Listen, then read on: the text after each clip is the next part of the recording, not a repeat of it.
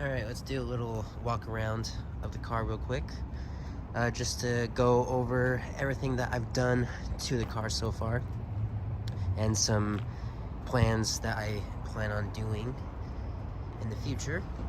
So, let's start from the top. This is a 2022 Subaru WRX. This is the premium trim.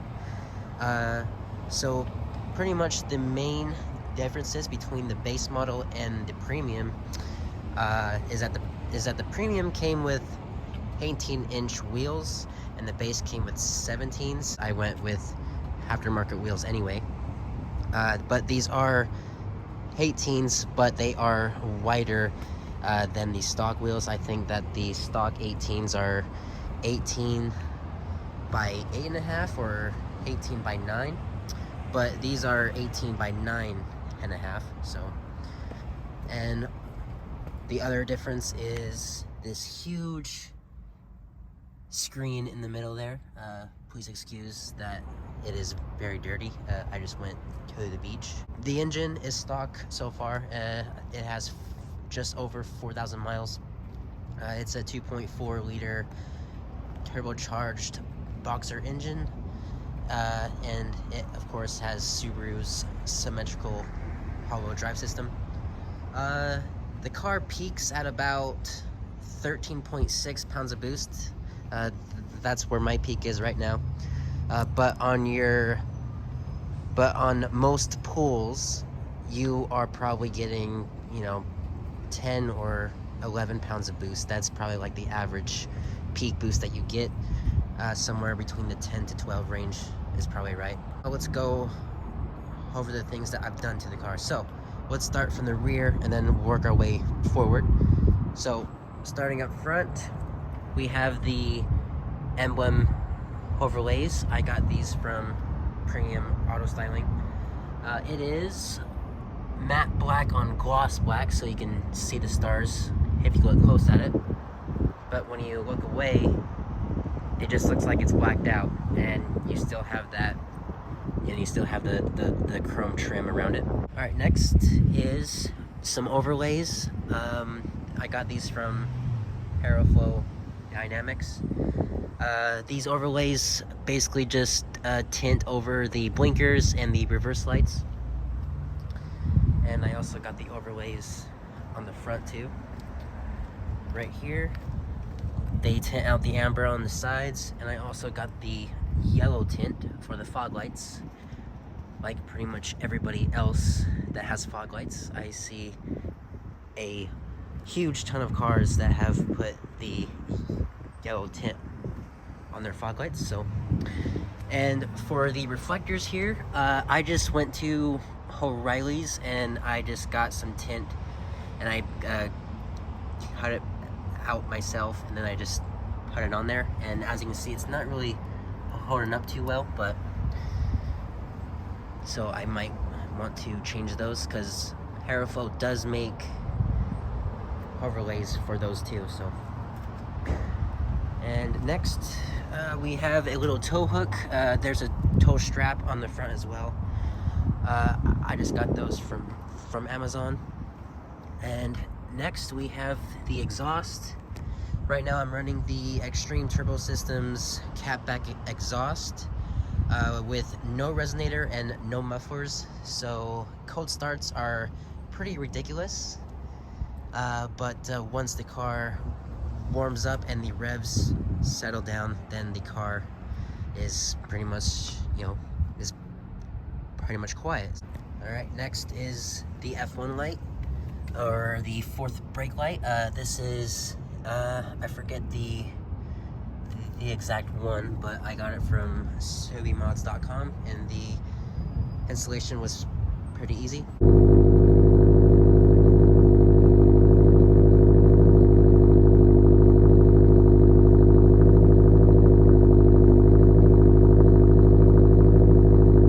The spats right here, these are from Aeroflow, and when people look at it from the side, they think it's a full diffuser, but it's really not. I probably will get a diffuser in the future, but right now I don't really feel like spending like $600 for the cheapest one. So so that's pretty much it for the rear. And now onto the sides. As you can see, it is lowered. It is on Silver's coilovers right now. And then of course the wheels. The wheels are TSW Hematra rotary forged with the matte black, 18 by 9.5 plus 38 offset. And the wheels are 255/35. And the tires I'm running are the Firestone Firehawks. And the brakes, right now I'm running the stock OEM rotors, but I am on performance pads. So when I took this car to the track, I took it to Portland International Raceway, right there. So that's when I found out the hard way that the stock brakes are absolute garbage. I went metal to metal on the front brakes. Here are the brakes I was talking about under the stock intake here. I got too much car parts in my apartment. But anyway, these are the brakes. Yeah, just completely done. Luckily, Subaru used the same front brakes as the 2021 Outback and the same rear brakes as the 2021 BRZ. So you can find replacement parts pretty easy, because I think if you just go through the Subaru website and you type in 2022 WRX, there's a huge wait time. So yeah, but it's much easier if you just type in 2021 Outback, or you know, or the BRZ, because they are the same. So all right, and before we make our way to the front, take a quick look at the inside.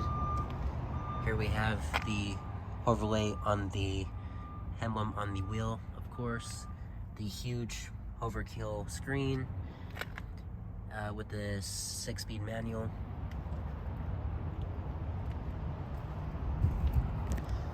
And yeah, that's pretty much it. I didn't really do anything to the inside. Alright, now to the front of the car, and starting with the thing that I get asked most about is the front splitter. This is the Aeroflow Dynamics version 2, I think.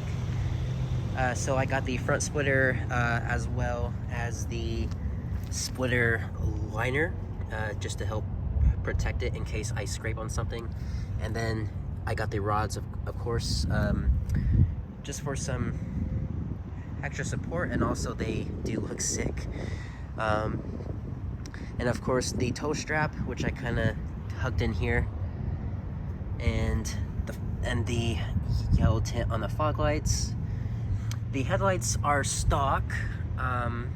They are not the headlights that you get with the Limited or the GT, because the GT has the daytime running light save light, whereas the base and the premium, the daytime running lights is just a dimmed version of the headlights, which I don't like. So I will hop on some aftermarket headlights.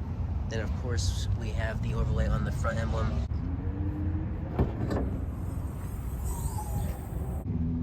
So I will keep the engine stock for a while. I know that JB4 already has a tune for this, and Cobb is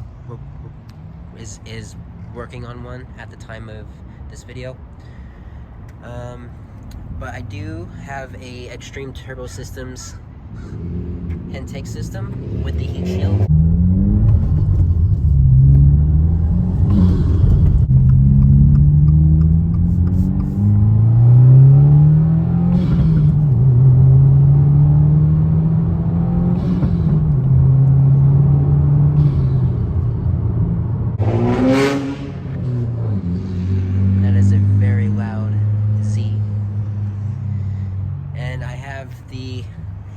Intercooler guard, which is just for looks, and I have the nameless strut bar, which is also just for looks. But when I do take this to the track, then we can find out if the strut bar does make a difference.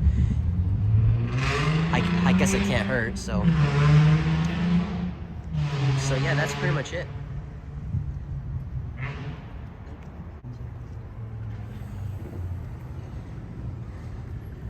So, future plans for the car.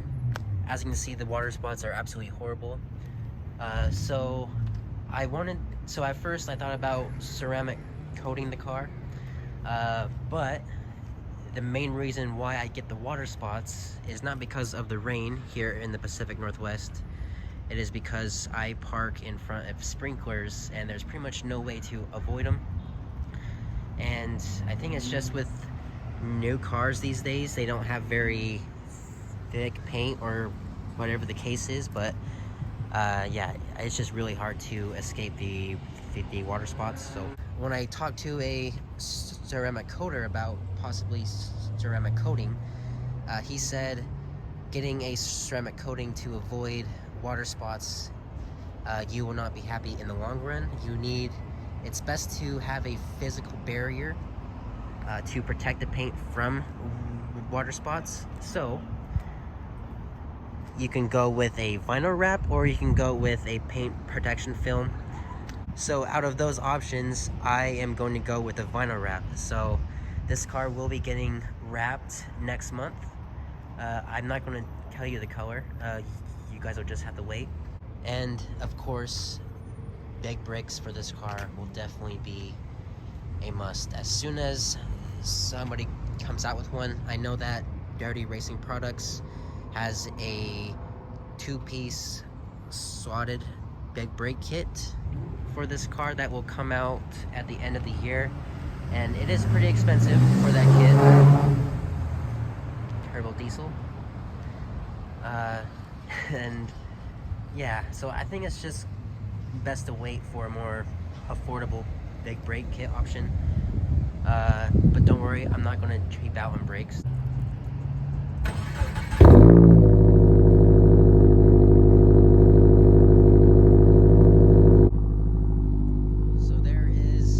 So that is pretty much what a cold start is. Even though that the engine is not really that cold, see the coolant is pretty much up to temp, and the oil is 160. But the revs are up there. Once the car quiets down, you'll definitely hear the difference, as you can hear right now. You can hear the revs going down. Yeah. It's almost completely gone.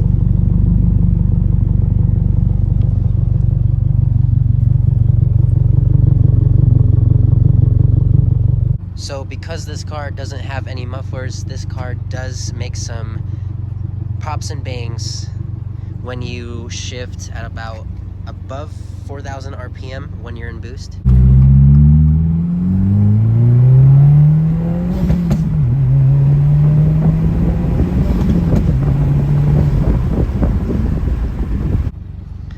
And when you do really aggressive downshifts, it does sometimes have some pops as well.